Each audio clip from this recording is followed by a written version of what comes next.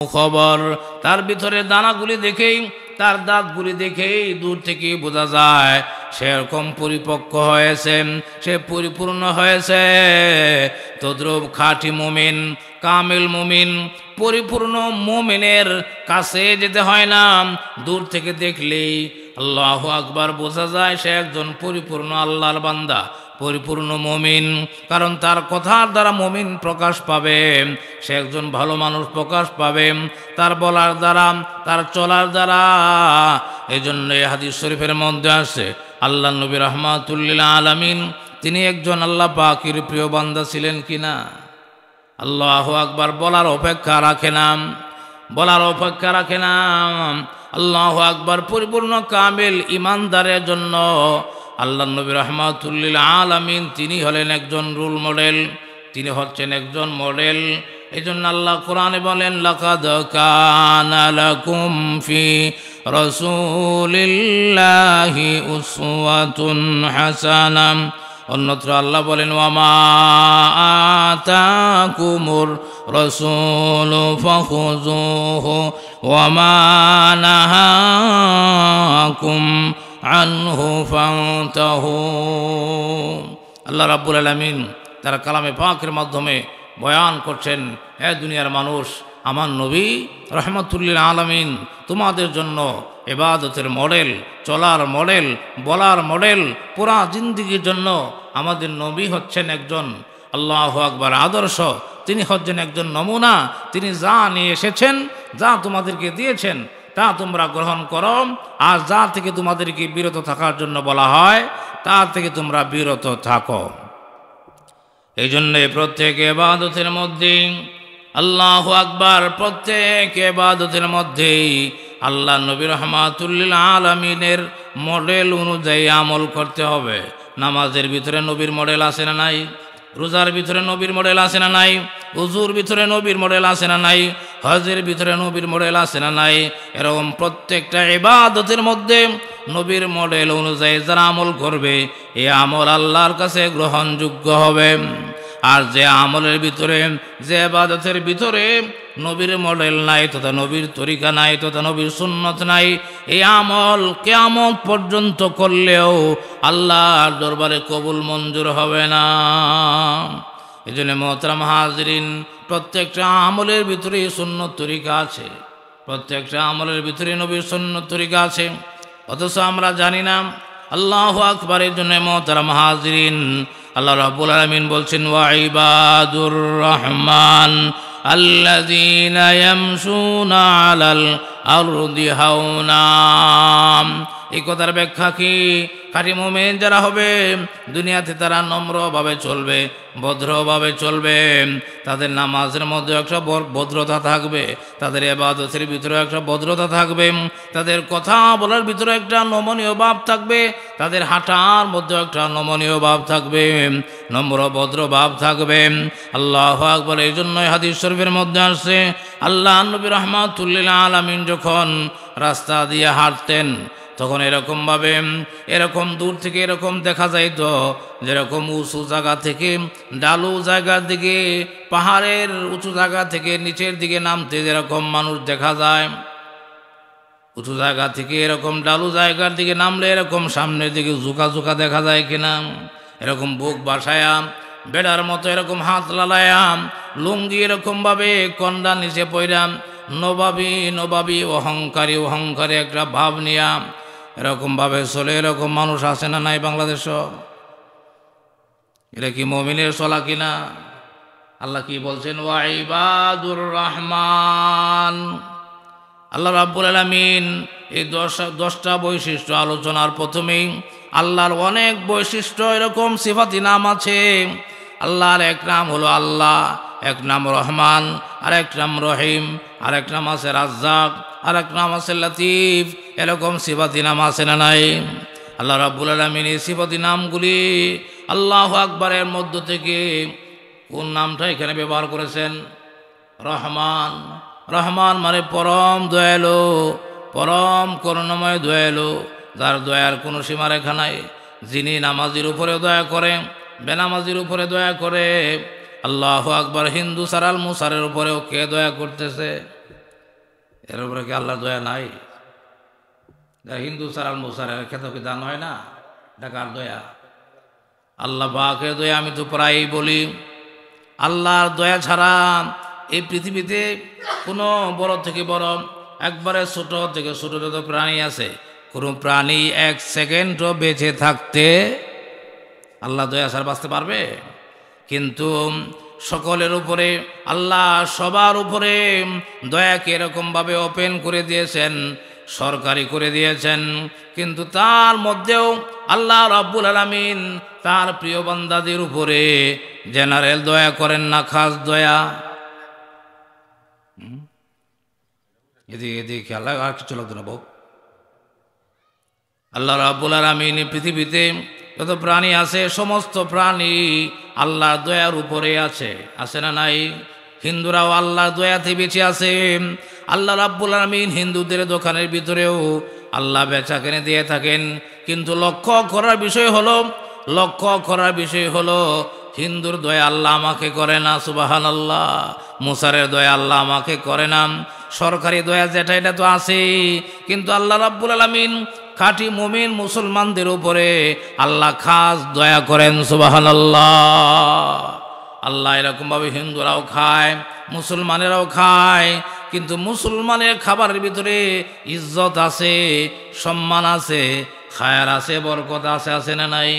কিন্তু এদের খাবারের ভিতরে শিয়াল কুকুরও খায়, জঙ্গলের প্রাণীও খায়, আমরাও খায় বেঁচে থাকি।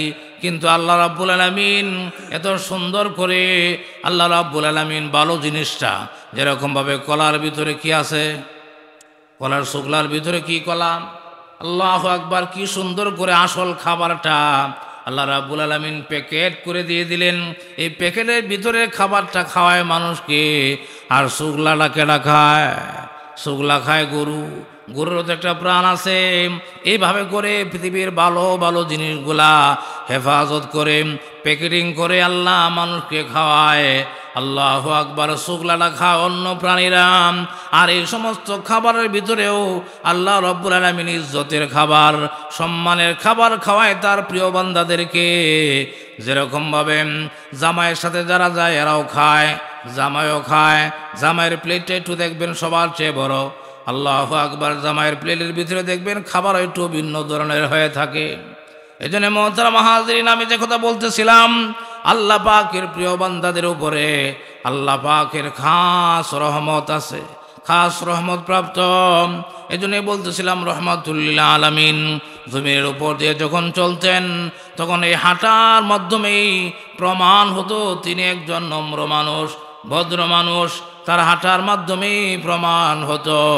আল্লাহু আকবার, পোশাক, আল্লাহু আকবার, পোশাকের ব্যাপারে দেখা গেল এমন সুন্দর পোশাক। আল্লাহু আকবার, মুসলমানের পোশাক কোথায় পরে? মুসলমানের পোশাকের ভিতরে তার একটা নমনীয় ভাব থাকবে, তার একটা নম্রতা থাকবে, ভদ্রতা থাকবে। কোরআন হাদিসও বুঝে না, কোরআন হাদিসও বুঝে না, তেমন কোনো শিক্ষিত না, কিন্তু দেখা গেল একটা চরং বরং চুল কাইটাম, এরকম প্যান্টের এই দিক দিয়ে সেরাম, ওই দিক দিয়ে সেরাম, এরকম শার্টের কোনো মডেলের কোনো অভাব নাই। এরকম তিরিং বিরিং একটা পোশাক পরে যদি এলাকার সমাজে আসে, মানুষে কি বলে? মানুষ কি ভালো জানে? ওইটা আগে ভালো ছিল, কিন্তু ঢাকায় যায় এখন দেখো অবস্থা, চুল কেমনে কাটছে, কি মডেল, সি তো। এই জন্য মুহতারাম হাজরিন, আমি কি মুমিনের গুণ বৈশিষ্ট্য বলতেছি। যারা প্রিয় মুমিন, রহমানের প্রিয় বান্দা যারা, তাদের চলাফেরায়, উঠা বসায়, কথাবার্তায় সে জমিনের উপর দিয়া নম্রভাবে চলাফেরা করবে। কথা বুঝাইতে পারছি? আপনারা খেয়াল করেন না কোনটা বুকাস মুভমেন্ট, কোনটা বুকাস, এটা খেয়াল করতে হবে, তো এ তো জানতে হবে। সবাই জানে পুলিশের পোশাক, পুলিশের অ্যাড্রেস জানে না? যদি এরকম পুলিশ পুলিশ একটা ভাব থাকে, দেখবেন 10 জন মানুষ নিয়ে আলাপ করতে থাকলেও তার চৌকি দিকে চলে যায়, না জানে পুলিশ হয়েছে কিনা। পুলিশের একটা ভয় কিন্তু জনগণের অন্তরে আছে না নাই? যত এমপি মন্ত্রী হোক, যত বড় কিছুই হোক, যখন ক্ষমতার থাকে ছুটে যায়, ক্ষমতা পাওয়ার থাকে না, তখন তার ভিতরে কিন্তু খালি বাঁশির আওয়াজ পাইলে না জানি কোন দুর্নীতির কারণে আমাকে ধরে। মামলা তো 2-4টা আছে, একেবারে বাইরেতে বাইরেতে ফসা ডিনুনে গাইরে আলছে, এমন ঘটনাও আছে। তো পুলিশের ভয় মানুষের ভিতরে আছে না? এই পুলিশ পুলিশ একটা বাপ দেখলেই, বাঁশির আওয়াজ শুনলেই দেখবেন সবাই কান খাড়া হয়ে যায়। সবার ভিতরে পুলিশের একটা ভয় আছে। তো মোহতারাম হাজরিন, খাঁটি মুমিনের বৈশিষ্ট্য, জমিনের উপর দিয়ে তারা নম্রভাবে চলবে, ভদ্রভাবে চলবে। এই গুণগুলি, এই বৈশিষ্ট্যগুলি প্রত্যেক মুমিনের জানা থাকা দরকার আছে না নাই? যদি না জানে তাহলে নিজেই কেমনে চলবে, আর মানুষদেরকে চিনবেই কিভাবে? আমরা অনেক সময় অনেক আলোচনা এরকম অনেক কথা বলি, যে কথাগুলি শোনার পরে আপনারা হতভম্ব হয়ে দেন, এগুলি কী কয়, এগুলি পাগলের কথা, আর কিছু জ্ঞানী মানুষ এগুলি গ্রহণ করে। আমরা পাগল না, আমরা এমন জ্ঞানের কিতাব পড়ছি যেটা তোমার বাপ দাদা 14 গোষ্ঠী পড়ছে না। ইয়াসিন পরে কি বেশ একজনই জানে আর কি। বাহিরের কোরআন বরণও লাগতো না, শিহাউলা লাগতো না, গোলেমালে জাগ দিন, গোলেমালে জাগ দিন। কিছু মানুষ তো এই কথা বইলেই থাকে, মরলে ফাঁসিতে গুল যাও। এরপরে ওয়াল কোরআনিল হাকিম,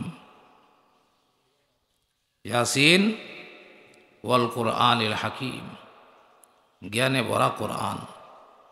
এ কোরআন থেকে যে পরিমাণ গ্রহণ করছে, সেই পরিমাণ ইজ্জত সম্মানের মালিক হতে পারছে, সেই পরিমাণ জ্ঞানী হতে পারছে।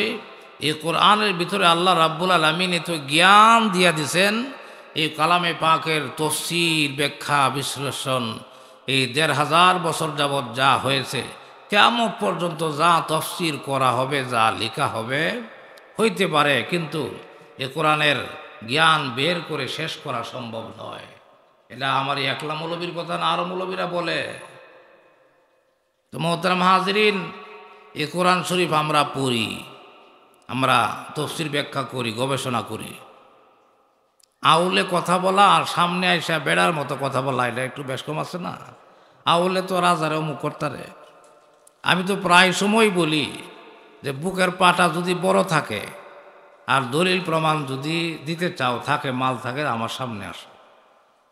বলি না অনেক সময়, চাকরি না আপনারা? কারণ সামনে এসে কথা বলা, দলিলা দিল্লা দিয়ে পয়েন্টের ওপরে কথা বলা খুব কঠিন। এটা কোরআনের কিছু জ্ঞান বা স্কুল কলেজেরও কিছু জ্ঞান লাগবে। আর নাহলে তো প্রথম কথাই বলবে আপনি কি পাস, মূর্খ পাস, বাক বেদ বাক সরেতে। মূর্খের সাথে কোনো আলেমের কোনো ডিবেট চলে? মোটামুটি তার সমান তো হইতে হবে নাকি? ছাগল দিয়ে আর গরু দিয়ে কি হাল চাষ করা যায়? ছাগল গরু দিয়া হাল চাষ করা কোনোদিন সম্ভব না। হ্যাঁ, মূর্খ তার সাথে কথা বলতে পারবে, তাকে প্রশ্ন করতে পারবে, তার কাছ থেকে জ্ঞান আহরণ করতে পারবে।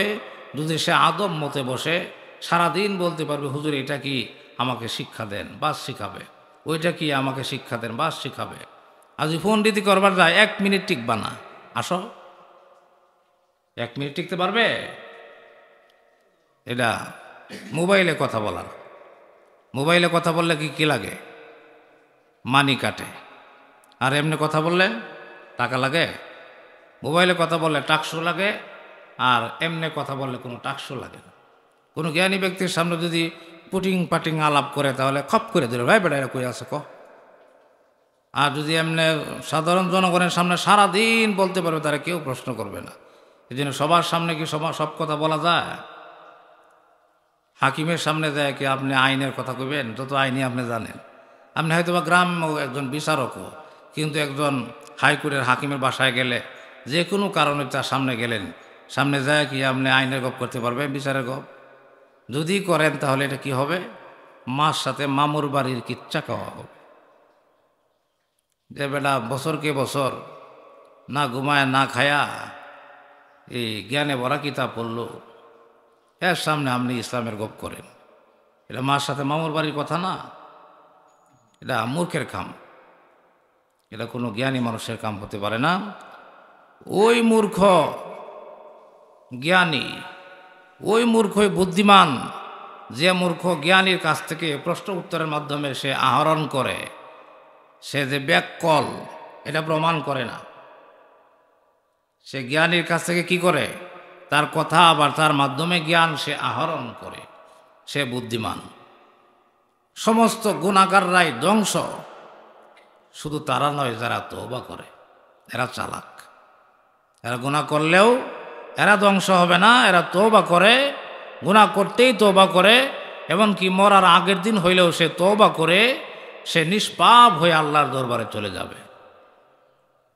এই জন্য মোহতারাম হাজরিন, মুমিনের 10টা গুণের মধ্যে 1 নম্বর গুণ কি? জমিনের উপর দিয়ে সে কি করে?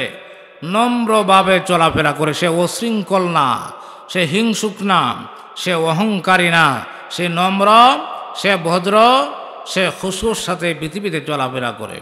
আল্লাহ রাব্বুল আলামিন মুমিনের 10 গুণের ভিতরে 2 নম্বর গুণ বলতেছেন, وَإِذَا خَاطَبَهُمُ الْجَاهِلُونَ قَالُوا سَلَامًا। আল্লাহ রাব্বুল আলামিন বলেন, রহমানের প্রিয় বান্দা তারাই যারা জমিনের উপর দিয়া নম্রভাবে চলে। 2 নাম্বার হলো তাদের সাথে যখন মূর্খরা এরকমভাবে অনৈতিক কথা বলে, খারাপ কথা বলে,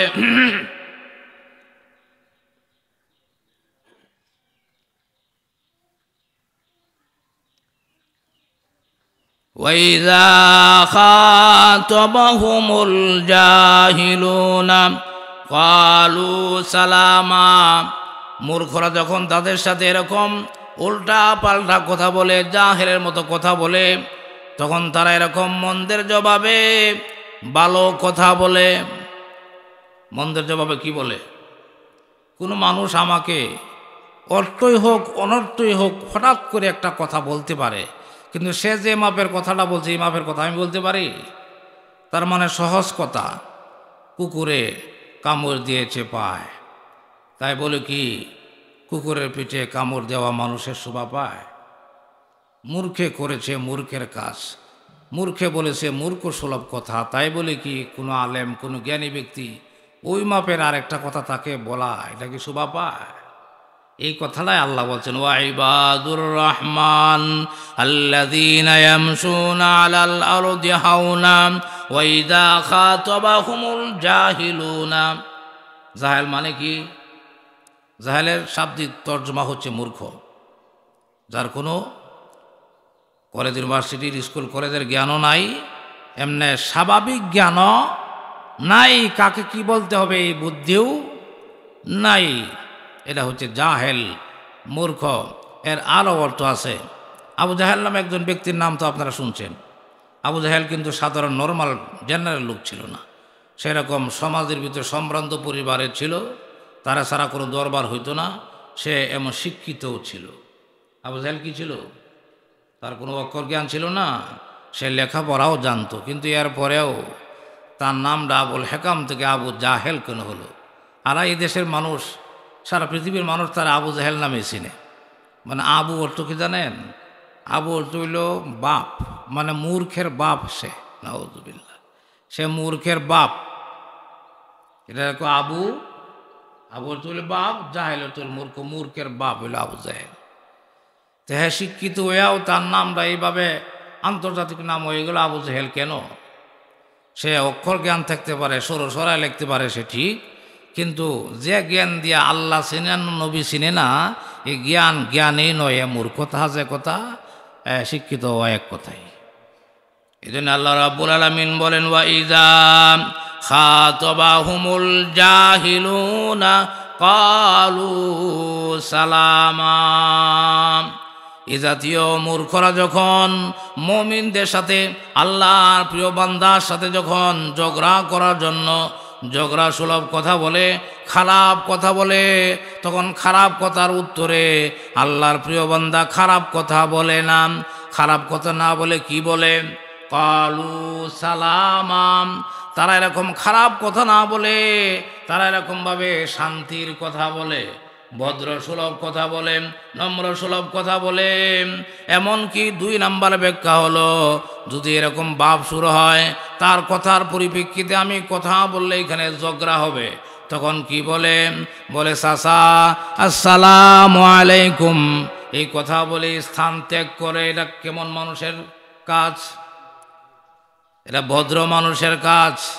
আর ফাড়াতে দইরা ঝগড়া লাগায়, কথা একটু লেঙ্গুর বাইরেছে, আবার এই লেঙ্গুর দূরে টাইনা বের করে এই কাজ যারা এখানে শেষ করিয়াম 2 গ্রামের সাথে লাগায়া এরপরে পাশে দাঁড়টি বাইন্দে বাইন্দে বাড়িতে যায় ঠিক মেরে বয়ে থাকে। এরম বুড়ে আসে না নাই? একটু শিরা বড়ায়া কয় যে আর আমার আর লাগতো না, এই গ্রামে আর ওই গ্রামে লাগাইয়া দিছি। এরকম বুড়ে আসে না নাই? এটা কেমন বুড়ের কাম? কোনো নম্র মানুষের কাম না, অশৃঙ্খল মানুষের কাম।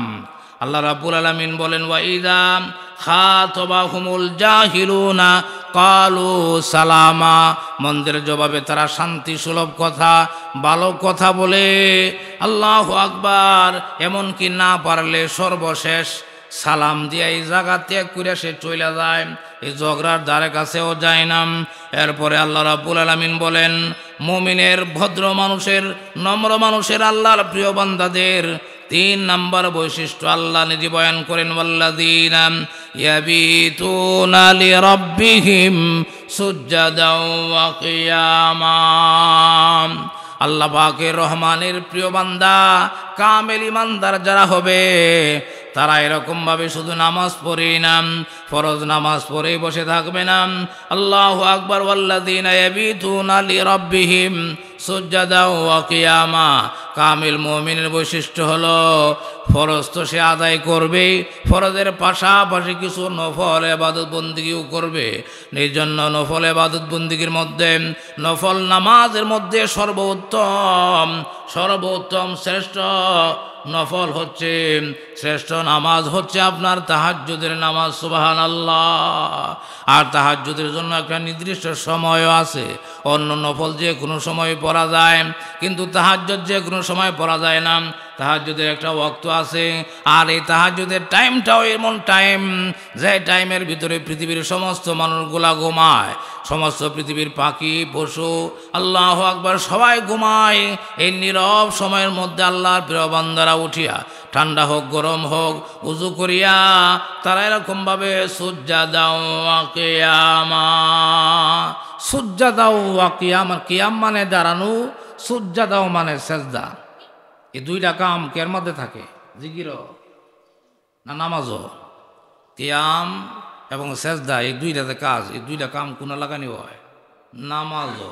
তাহলে সুজদা ওয়া কিয়ামার দ্বারা আল্লাহ কি বুঝাইছেন? তাহাজ্জুদের নামাজ বোঝানো হয়েছে। আল্লাহর প্রিয় বান্দা যারা হবে, তারা শুধু ফরজ আদায় করেই বসে থাকবে না, তারা শেষ রাত্রে উঠিয়া তারা তাহাজ্জুদ নামাজের মাধ্যমে তারা দাঁড়ায় আল্লাহর পবিত্রতা ঘোষণা করবে, না কপাল মাটিতে লাগায়া আমার আল্লাহর পবিত্রতা ঘোষণা করবে। তাহলে আল্লাহর প্রিয় বান্দাদের 3 নম্বর গুণ কি? নামাজ পড়ে না, তাহলে শুক্রবারে জুম্মা পড়ে। আল্লাহর প্রিয় বান্দাদের গুণ। আল্লাহর প্রিয় বান্দাদের গুণ কি? শুক্রবারে শুক্র আলী নামাজও পড়ে, 5 ওয়াক্ত নামাজও জামাতের সাথে পড়ে, এমনকি রাত্রে সবাই যে সময় ঘুমোতা হয় এই সময় সুজদাও ওয়া কিয়ামা তারা তাহাজ্জুদও পড়ে। আল্লাহর প্রিয় বান্দাদের এই গেল 3 নম্বর গুণ। এইগুলির ব্যাখ্যা দিলে তিন গুণের ব্যাখ্যা দিলে 3 দিনে শেষ করা যাবে না। এই থুয়ে দিতেছি ব্যাখ্যা আর কি। এরপরে 4 নম্বর গুণ হলো, আল্লাযীনা ইয়াকুলুনা রাব্বানা সরিফ আন্না আযাব জাহান্নাম। তারা শুধু খালি ঈমান আনার পরে আল্লাহর বিধান পালন করে নামাজ রোজা হজ যাকাত করে বসে থাকে না। তারা তাদের রবের কাছে কি করে? ওয়াল্লাযীনা ইয়াকুলুনা রাব্বানা সরিফ আন্না আযাব জাহান্নাম। তারা এত কিছু করার পরেও তারা কি করে? আল্লাহর কাছে হাত তুলিয়া দোয়া করে, হে রব, রব্বানা সরিফ আন্না আযাব জাহান্নাম।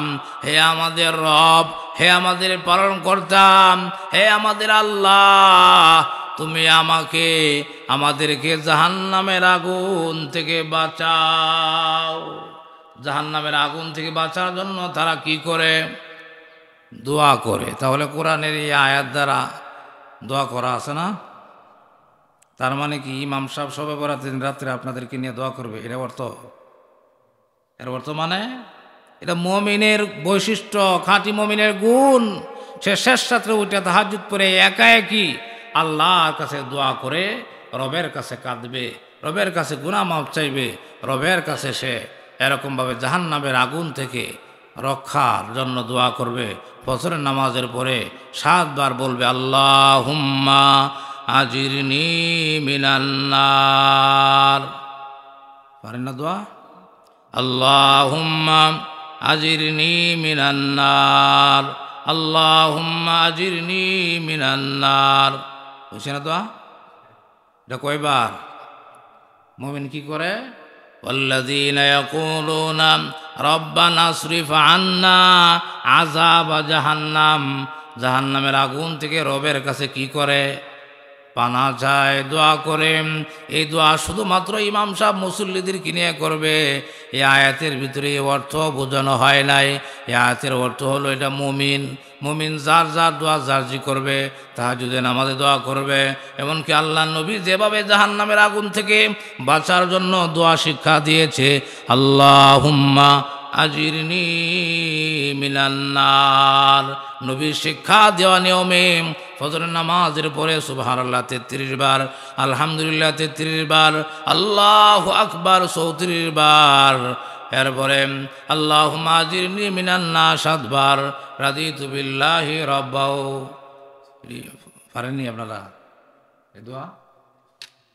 এই দোয়াও পারেন না, ওইটাও পারেন না, তো কি পারেন? যদি কই যে আজকে মিলাদের দোয়াটা আপনি এরকম গেল্লা, এটা আপনার কাম, এটাও পারি না। আর ওই যে দোয়া যদি কইলে মিলি কি দোয়া নাই রে? মানুষ দোয়া বলতে মনে করে মৌলবীরা যে হাত তুলে গেল আম্বা করে দোয়া করে, মানুষ দোয়া কয়। খাইবার বলে দোয়া নাই, আকবার যাওয়ার দোয়া নাই, মসজিদে উঠবার গেলে দোয়া নাই, গাড়িতে ওঠার দোয়া নাই, জাহান্নাম থেকে বাঁচার জন্য দোয়া নাই, জান্নাতে যাওয়ার দোয়া আছে। আমরা দোয়া বলতে কি মনে করি যে একটা মিলাদ দিই, মিলাদ দেওয়া বাড়ি নতুন ঘর তুলছি, অনেকটা দোয়া করাই লাগতো না। তারপরে একটু খিরেন দিলা, খিরেন দেয় মসজিদে নেওয়া দেয়, হুজুরে একটু দোয়া করাই দিই। মুমিন কত বুর্বক সাবজে, অথচ নবীর তরিকায় দোয়া কি আর সে মনে করে কি? এই জন্য মোহতারাম হাজরিন, আল্লাহ যে মুমিনের 4 নম্বর গুণ বলেছেন, যারা খাঁটি মুমিন হবে তারা ইবাদত করার পরেও, নামাজ পড়ার পরেও, রোজা রাখার পরেও, দান করার পরেও তারা রবের কাছে কি করবে? রবের কাছে দোয়া করবে। রব্বানা আসরিফ আন্না আযাব জাহান্নাম, জাহান্নামের আযাব থেকে তারা পানা চাইবে। নবী শিক্ষা দিয়েছেন উম্মত কিভাবে জাহান্নামের আগুন থেকে পানা চাইবা, আমি শিক্ষা দিয়ে দিলাম। সবাই বলুন আল্লাহুম্মা আজিরনি মিনান নার। 5 ওয়াক্ত নামাজের পরে তথা ফজরের নামাজের পরে আল্লাহর প্রিয় বান্দা যদি এইভাবে আল্লাহর কাছে পানা চায়, এইভাবে জাহান্নামের আগুন থেকে পানা চায়, নবীর তরিকা অনুযায়ী পানা চায়, তাহলে আল্লাহ তারে পানা দিবেন কিনা? সারা জীবন ফজরের নামাজও পড়ে না, 5 ওয়াক্তও পড়ে না, কিন্তু মইরা গেলে দেখা গেল 3 লাখ টাকা দামের গরু জবাই করে বাবার জন্য 40 করে কিনা? আমি চ্যালেঞ্জ করে দিলাম সারা পৃথিবী জুড়ে, এটা চ্যালেঞ্জ করানো লাগে না, এটা জায়গার মধ্যে চ্যালেঞ্জ করানো ঢাকা শহরে, এটা জায়গার চ্যালেঞ্জ, আমার চ্যালেঞ্জ গ্রহণ করবে কি? এরপরও চ্যালেঞ্জ করে দিলাম, এই যে লাখ টাকা দামের গরু জবাই করিয়া বাবার 40 করে সব হয় না, বাবার কবরে 1 পয়সার সবও ঢুকে না। দলিল না দিতে পারলে ইমামতি ছেড়ে দিব। আর যেভাবে আছে কোরআন সুন্নাহ, এভাবে যদি আপনি করেন, একজন ফকির, একজন মিসকিন নামাজি, সে বছরে একদিন গোশত খাইতে পারে না, তার 5 লাখ টাকা দামের গরু জবাই করে আপনি খাবার খাওয়ান, আপনার বাবার কবরে সব যাবে। কিন্তু বর্তমান যে তরিকায় করা হয়, এই তরিকায় সব হয় না, বাবার কবরের ভিতরে 1 ফোঁটা সব যায় না। লাভ হয় 2টা লাভে করেন। 1 নম্বর লাভ হলো বাপ উঠতে না, এই জন্য কোরআন পড়ায়াম, এই জায়গাটারে গোড্ডারে লিপে সুন্দর করে দেয়। 2 নম্বর অর্থ হলো মানুষের কথা থেকে সে বাঁচে, যে তোর বাপ মূল্য এত সম্পদ রেখে গেল, কিন্তু কয়েক টাকার মেহমানি করছস, এই মানুষের কথা থেকে মানুষে কি বলবে, এই তুহমত থেকে সে খালি হেফাজতে থাকে। তার বাপের কবর সব পৌঁছানোও যদি উদ্দেশ্য হইতো, তাহলে কোটি টাকার মালিক কি করতো? তো হুজুর আমার বাবা এরকম লাখ লাখ কোটি কোটি টাকার সম্পদ রেখে গেছে, এখন মরে গেছে, তার এই সব পৌঁছানোর, এই সম্পদ তার কবরে দেওয়ার কি সিস্টেম, কি মাধ্যম, এটা কোরআন সুন্নাহ অনুযায়ী আমাকে বলে দেন, আমি এটাই করব। কোনো আলেমের সাথে পরামর্শ করে বাবা চল্লিশা করে, এলাকার 10 জন লইয়া করে এইবা করলে ভালো হইব, এইবা করলে মন্দ হইব, চটকিন নেন, এডান সেডান। আমি চ্যালেঞ্জ করে দিলাম, আপনি যদি আপনার বাবার আপনার মার কবরে সব পৌঁছানোর উদ্দেশ্য থাকে, তাহলে এই তরিকা অনুযায়ী কিয়ামত পর্যন্ত লাখ লাখ গরু জবাই করেও যদি আপনি এরকম এই সিস্টেমে 40 7 দিনা করেন, একটা সব অবস্থান আপনার নাম হইব যে খুব বড় একটা মেমারি করছে, এই নাম কামাইব। আর ঘর থেকে জিন ভূত মরার যে একটা গন্ধ, এটা দূর হইব। তাহলে যে কাজগুলি করে এই সমস্ত কাজগুলি তার স্বার্থে করে, বাবার স্বার্থে করে না। আমি যদি করি তাহলে কি করলাম? মানুষের কথা থেকে আমি বাঁচবার লাগি করলাম, জিন ভূত থেকে আমি হেফাজতের জন্য করলাম, বাবার কবরে সব পৌঁছুক এই জন্য আমি করলাম না। আমি কথাটা ক্লিয়ার বুঝাইতে পারতেছি? এরপরেও যদি কারো বুঝের কোনো অসুবিধা থাকে, তাহলে পার্সোনালভাবে আমার সাথে দেখা করে কথা বলার সুযোগ আছে। এই সুযোগ গ্রহণ না করে যদি কয় যে নতুন নতুন হাদিস বাইরে সে আজগা মসজিদে যে একটা হাদিস কইছে, হুজুরে নতুন জীবনে শুনছেন, বাপদাদা শুদ্ধি করছে শুনছেন। আরে বাপদাদা শুদ্ধি করছে, তোমার আলেম আছি না কোনো আলেমের পাড়াত গেছে শুনতা? তাহলে বুঝে না এলে মাধ্যম কি? আমার কাছে সরাসরি যায়, হুজুর আধা ঘন্টাতে বয়ান করছিলেন, এই অংশটা আমার বুঝে আছেন, এটা কোরআন সুন্নাহ দিয়ে আমার বুঝাই দেন। এটা ছিল মুমিনের, খাঁটি মুমিনের গুণ। আর যদি এনতে বাইরে কয় নসিরুদ্দিন আয় আমার লগে দে, আয় বাড়ি বন্ধ যাইব, কইতে কইতে পরে কইতে 2 লাখ আয় আইলো, 2 2.5 লাখ 5 দেখা যায় আসলে টাইম বাকি আছে, পরে যাবে দোয়ানো দোয়ানো গিয়া করবে যে অমুকে এটা কইছে। যে কোন কিয়ামত পর্যন্ত সে হক জানতারবো কোথায়? হয়তো বা এই মাপের কোনো আলেমের কাছে যায় যদি বলে হুজুর এই ব্যাপারে এইরকম একটা কথা শুনছে, আমরা তো জীবন ভর আমল করছি, এখন কি করে? এই কথাটা আসলে কতটুকু সত্য কতটুকু মিথ্যা? তাহলে আলেম বলতে পারবে যে হুজুর যা বলছে তাই ঠিক, আপনি যদি আমার বাবার সব কবরে পৌঁছানোর জন্য করে থাকেন, তাহলে এমনে এমনে এমনে এমনে এমনে করেন, তাহলে আপনার বাবার সবও বুঝবো, আপনার সুসন্তান হিসাবে আল্লাহর কাছে বিবেচিত হইতে পারবেন। এই জন্য হাদিসের ভিতরেও যা আছে, সুসন্তান তো সেই যে মারা যাওয়ার পরে বাবা মার জন্য নামাজের পরে দোয়া করে, বড় বড় মেহমানি করে, এই কথা নাই। কি আছে কোরআন সুন্নাহয়? কি আছে? নামাজ পড়ে বাবার জন্য দোয়া করে, আর এই দোয়া যদি আল্লাহ কবুল করে বাবার কবর আযাব মাফ করে, তাহলে সেই আত্মা থেকেও আপনার জন্য দোয়া আসবে। আল্লাহ রাব্বুল আলামিন আমাদেরকে সঠিকভাবে ইসলাম বুঝে যেন আমরা জেনে বুঝে আমল করতে পারি। মুমিনের যে 3টা 4টা বৈশিষ্ট্য বললাম গুণ, এটি কার গুণ? এই গুণ অর্জন করলে কি আমার লাভ হইব? আমি ভাই জমি কিনতে পারবো? এই পাড়ার মানুষ যদি সব মুমিন হয়ে যায়, তাহলে একজনে একটা করে একতলা করে ঘর করে দিব আমার কোনো লাভ হবে না। যদি শর্ত মোতাবেক মুমিন হতে পারে, সে যত বড় মুমিন হবে, জান্নাতের ভিতরে তার জান্নাতের তালা এত উপরে হবে।